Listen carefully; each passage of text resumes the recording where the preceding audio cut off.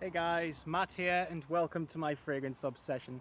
In case you guys don't know where I am, I'm on Tanfield Railway, which is one of the oldest railway stations in the world. In fact, this is just a beautiful tranquil space. I'm on one of the bridges. Right below me is the railway, and straight down there is a bridge, another bridge, and on here you have the platform. Sorry, just down here you have the platform. Just a beautiful place. I'm so happy to be here. Me and my brother walked a long way to be here just so we could visit this area and of course for me to do a fragrance review. So the fragrance that I've got on review today is the classic Brut. And why am I reviewing this fragrance? Well, because I'm in such an old-fashioned area and a place with so much history, excuse me, I thought I would review a fragrance which of course is beautiful and has so much history with it as well. So Brut came out in 1964 and the perfumer is Karl Mann. And this is the only fragrance that he's created. And this fragrance used to be made by the very famous, French-based jewelry company known as Fabergé. Now it's made by Brut Parfums Prestige, and this is the Eau de Toilette, which you can find for pretty cheap online. It's actually not badly priced. You can get it in EDT, and you can also get it in the aftershave formula.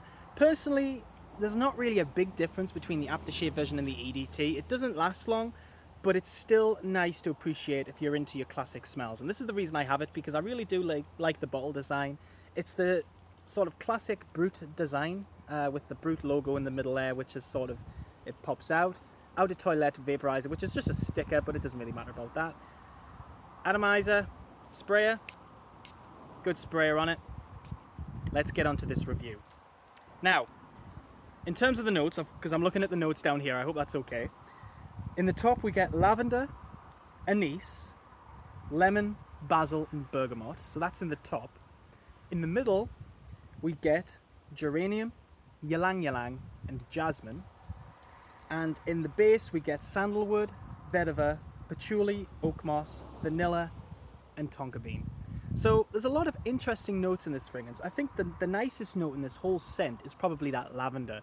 It's very famous for the lavender note because it's very potent. Well, it used to be potent. I mean, this fragrance has been reformulated, so it isn't quite as strong as it probably used to be, but it is still very noticeable. When you first spray this fragrance, in the top, that lavender is very, very nice. But also, the anise is also in the top, and the anise adds this sort of oriental side to the fragrance. It's kind of adds this powderiness and unique side to the lavender, and it's really, really nice.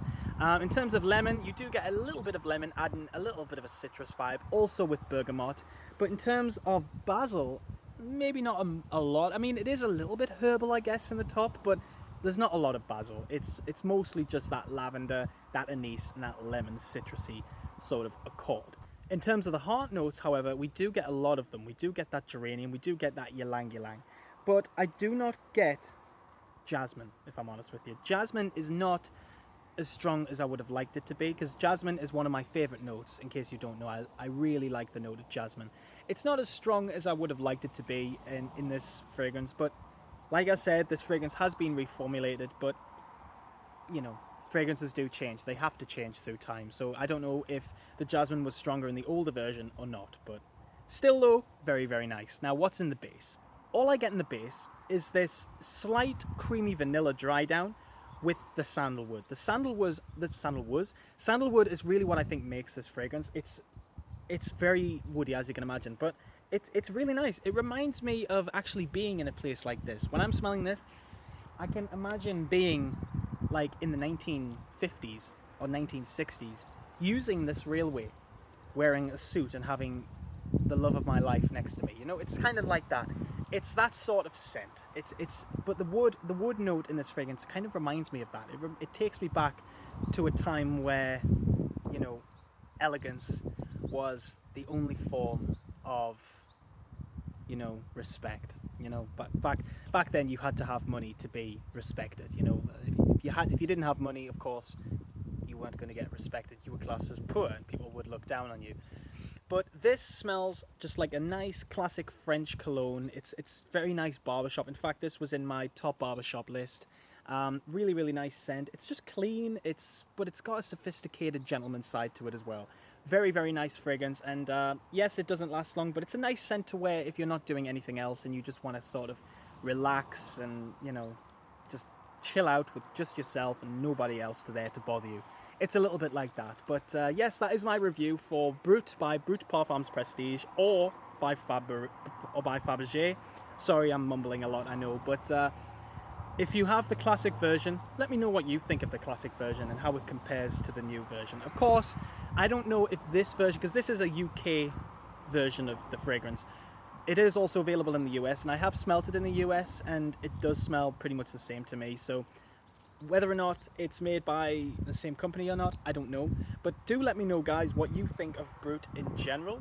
And yeah, just thought I'd review it. I mean, it is inexpensive. It's not up there with a niche scent, for example. But the only reason I'm reviewing this is because I do like it, and I think it just really does fit in with this tranquil, beautiful area. So thank you so much for watching this fragrance review for Brut. I just want to say thank you so much, literally. And I'm going to leave this area.